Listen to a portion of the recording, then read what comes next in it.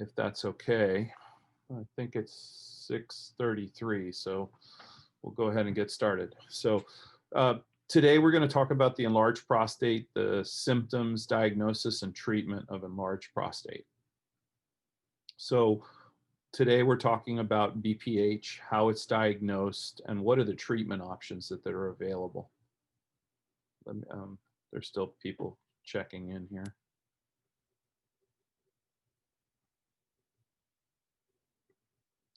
Okay, so we just started for those that just checked in. There's one more, sorry. And we're just getting started right now. As I said, we're going to keep everybody muted. And then there is a chat box, so you guys can ask your questions, and Julie, my Urolift rep, will be able to keep me apprised of the questions. But at any rate, one second. Okay.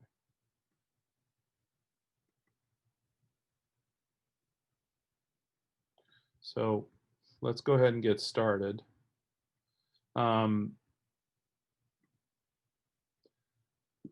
So what is BPH? How's it diagnosed, and what are the treatment options?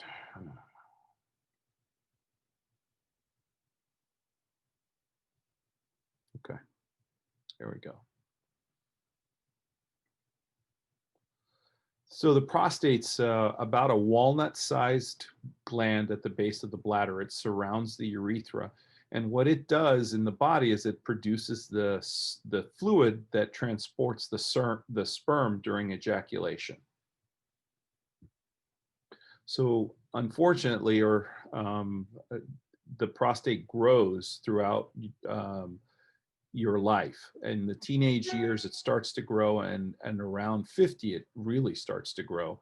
And the prostate sites continue to grow as you get older.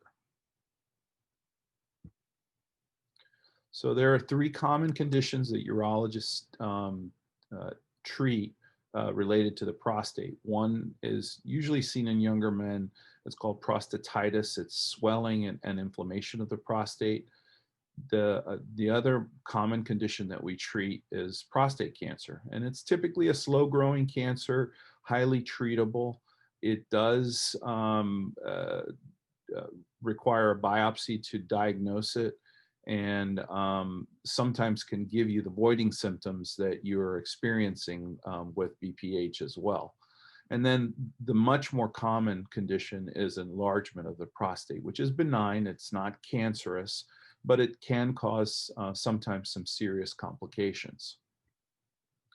So the prostate affects about 40 million men across the United States. And as you see, when you get older, when you get up to about 80, 90% of men who are 80 have some degree of BPH. BPH is a clinical term for an enlarged prostate. It is not cancer. It's not an indication or a predictor of cancer. PSA rises with both BPH and prostate cancer. So PSA alone can't tell which is the issue. As the prostate enlarges, it causes pressure on the urethra, and this causes urinary problems. In general, the size of the prostate doesn't always correlate with the severity of symptoms. Some people can have smaller prostates and have really problematic voiding, and other people can have very large prostates and not have trouble urinating. As the prostate gets bigger, generally though, it does cause some obstruction of the urinary flow. And then as a response to that, the bladder has to become like Arnold Schwarzenegger. It has to build muscle so that it's able to empty the bladder. So as normally the bladder wall is smooth, and when I've done cystoscopies on patients that have an enlarged prostate, they have trabeculation in the bladder, and this is that hypertrophy of the bladder muscle that occurs. And this is a sign of bladder deterioration. Over time, the bladder kind of gets worn out, and if the obstruction isn't relieved. So the normal prostate, you see it in that first slide. It has a nice wide open channel that you can urinate through.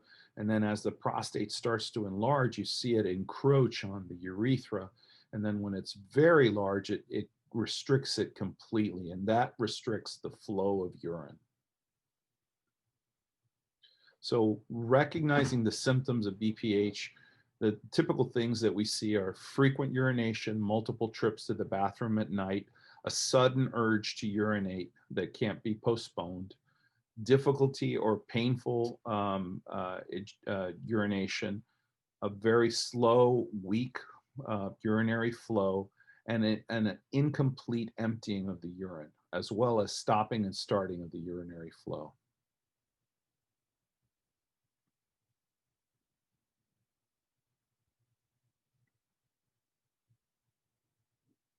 Okay. So, how many men suffer from BPH?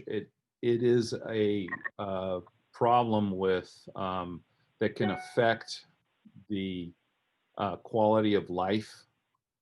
It disrupts travel, avoiding difficulty or avoiding leisure activities where you don't know where the bathroom is, using bathroom stalls instead of urinals. It disrupts sleep patterns, and nearly half the men in the United States with BPH say their symptoms are severe enough to disrupt their lifestyle and cause them to seek treatment.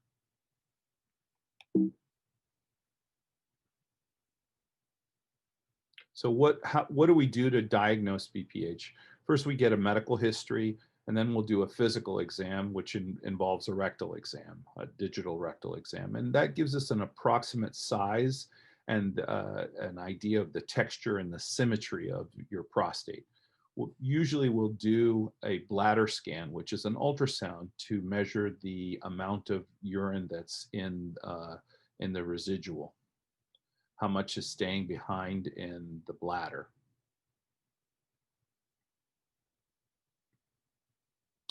And then we have you fill out what's called the AUA or the IPSS symptom score. And this is a validated questionnaire that looks at how severe your symptoms are, okay? It's a 35-point scale. It has 7 questions, and then there's a quality of life question that is how much it bothers you. And then sometimes we'll do some optional studies like uroflow, pressure flow studies, which are more in detail. And we may want to do a transrectal ultrasound and a cystoscopy. Some of the insurances ask for those studies to be done because they want to assess to make sure that there isn't exclusions for doing the procedure. So I get back to the AUA or IPSS score. We break that down into 3 categories: mild symptoms, moderate symptoms, and severe symptoms. And then the quality of life is scaled on a 6-point scale. Regardless of your score, if the symptoms are bothersome to you, you need to tell your doctor. And I've certainly treated patients with low or moderate symptoms with either medication or some of these procedures, and had really good results with that. So generally, the practice pattern that we practice is to, for lower symptoms, not do treatment, just to watch it.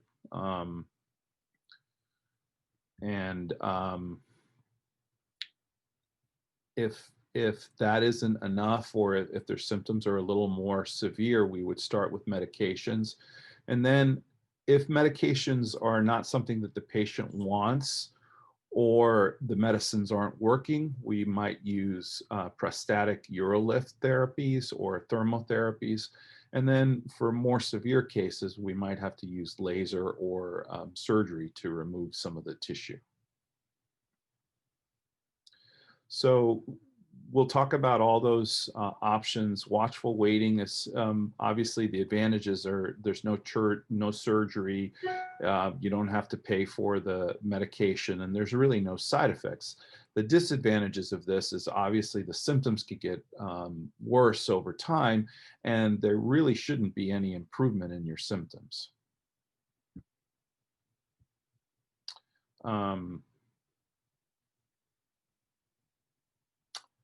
So some of the medications like and herbal remedies, the advantages are there are no surgery. You may have improvement of your symptoms. The disadvantages are that they have to be taken daily.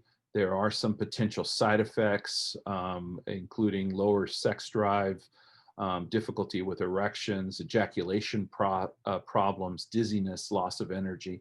And some of them can have some high out-of-pocket expenses as well, as over time they may stop working. As far as herbal remedies, I don't generally prescribe them because there has been no study that shows that there is benefit from them. They actually did a large study, the World Health Organization, on saw palmetto, and it really did not find any improvement in symptoms. And potentially downstream, you could develop issues with your bladder, with like bladder stones or bladder health and kidney function. So I don't generally recommend herbal remedies. Medications like Flomax, Avodart, Duodart, or Cialis, I commonly prescribe. So what's a urolift? A urolift is it can be an in-office or at a surgery center procedure. The advantages of this is that it preserves sexual function. There is new and long lasting, there's no new or long lasting problems with erection or ejaculation. It's rapid, it's durable relief. It typically takes about 5 to 9 days to return to normal. And there's typically a very short catheter or no catheter at all. The disadvantages are that we keep getting people. I'm sorry that it sounds like I'm stopping, but I'm having to admit people to the waiting room or from the waiting room. I apologize about that. But some of the disadvantages is there can be some discomfort. There could be some blood in your urine. And after the procedure, you could have some increased urgency, but that is usually short-lived. So how's the prostatic urolift done? Generally, this is done through a cystoscope. A delivery device is placed into the urethra, into the enlarged prostate, and then the implants are placed through a needle that comes out of the delivery device to hold the enlarged prostate out of the way. And you see the device delivering these two implants. The delivery device is removed, and then it leaves a more open urethra.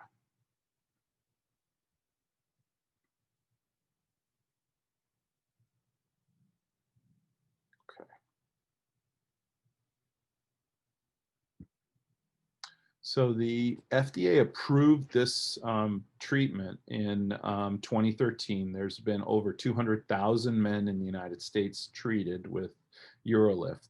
The patient experience has been one of rapid symptom improvement with quick return to normal activities. There's been published data that shows the 5-year experience demonstrating long-term efficacy 0% ejaculatory and erectile dysfunction. 0 again. I want to highlight that. The patient maintained a decrease in their IPSS score and quality of life score, and also the flow has improved over the for 5 years and has been maintained. There's been a very low retreatment rate of only about 13%, which is similar to other surgical options, and a very low catheterization rate, which is usually less than a day. I'm sorry, we're still having people.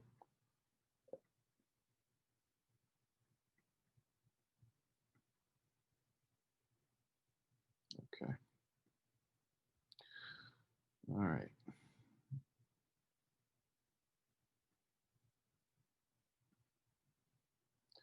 And this is the video, I think.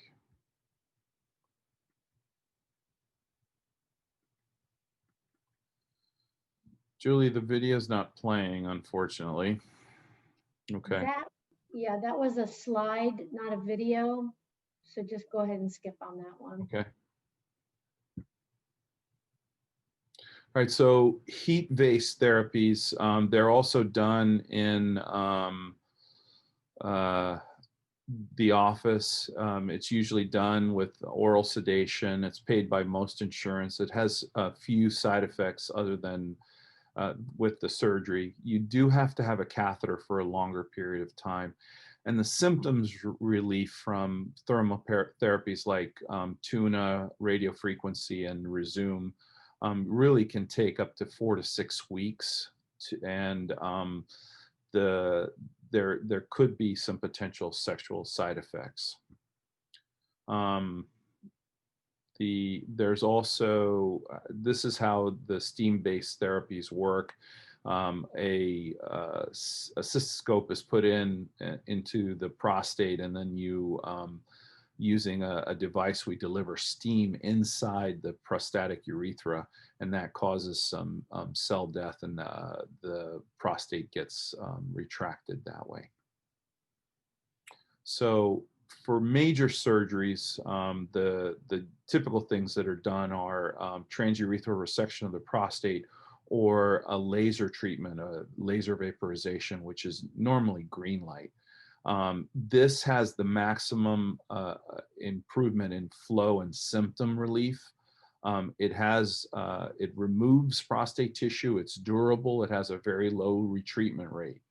However, with some of the treatments that we do, it does require a hospital stay, especially with a TURP or an open surgical procedure to treat this. The green light, you can do it as an outpatient. With the catheter, you do need to have a catheter for 1 to 5 days. Typically, I tell patients to restrict their activities, sexual activity and heavy lifting, to 4 to 6 weeks. And with TURPs, you can have up to about a 10% chance of having erectile dysfunction. All of these procedures, you lose your ejaculation. And there are small risk of incontinence and strictures associated with it as well. So the TURP, an instrument is passed through the urethra, and then with electrocautery, we cut out pieces of the prostate that's causing the blockage, and then you end up with a really wide open prostatic urethra. And that's what disrupts the semen afterwards. So what's next for you guys? The next thing really is you should pay attention to your symptoms before you make your next appointment. Each solution has its unique risks and benefits and costs, and you should find the right solution for you. We are here to help improve your quality of life, and certainly we can do that with all the procedures that we do.